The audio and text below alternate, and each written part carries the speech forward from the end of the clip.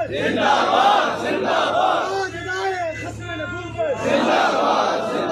ظاہر ہے اسی پیغام دنیا تک پہنچانا چاہنے آؤ دین اسلام کے اوریجنل میسج نو اپنی نسلوں میں منتقل کرو. اج ایک بدکار انسان نے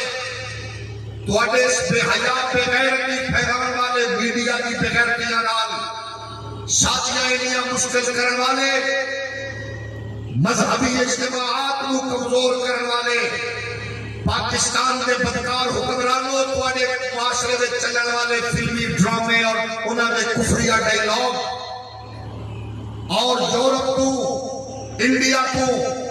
پروموٹ کیتے گئے وہ گھٹیا قسم کے رسوم و رواج میں تسا شادیاں کا حصہ بنایا جن کی وجہ ہے کہ اج غریب کی دھی اپنے باپ کے بوجھ بڑھ چکی ہے.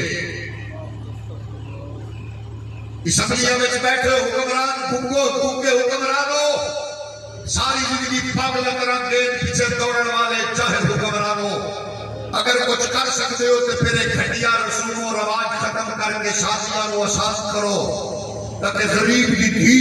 اپنے باپ کے بوجھ نہ بڑھے. ایسے ایسے درباری مولوی تھوڑے پیچھے موجود نے جڑے 10-10 لاکھ کا لفافہ لے کے 200 کروڑ روپے شادی کے خرچ ہو گئے.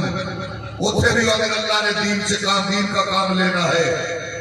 اچھا ادھر سرکاری درباری مولوی طرح نہیں آ جنہ کو اداکاراں دیا مالاں دیا کرنا وچ مانگا دیون دا ٹائم ہوے ختم نبوت نہیں نکلن دا ٹائم نہ ہوے. اچھا اس امیر المجاہدین کے کاروان نال تعلق رکھنے آ جتے اکھے تک پا کے حق بیان کر کے آخر آؤ جہیز دی لعنت دا خاتمہ کرنا چاہتے ہو آؤ غریب عورت نو اگر تسا عزت دینا چاہتے ہو کہ تواڈے گھر وچ پیدا ہون والی معصوم کلی نو بدبخت جاہلانہ غلیظ فلماں تے ڈرامیاں دے اس ریئیکشن کی وجہ نال کوئی کمینہ انسان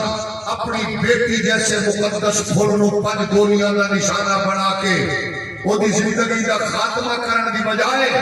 وہ اپنی بہن بیٹی دا ہاتھ پکڑ کے دسے میں محمد دے دین دا چوکیدار ہاں میں بحیثیت باپ بیٹی دا محافظ ہاں بحیثیت بھائی اپنی بہن دا محافظ ہاں.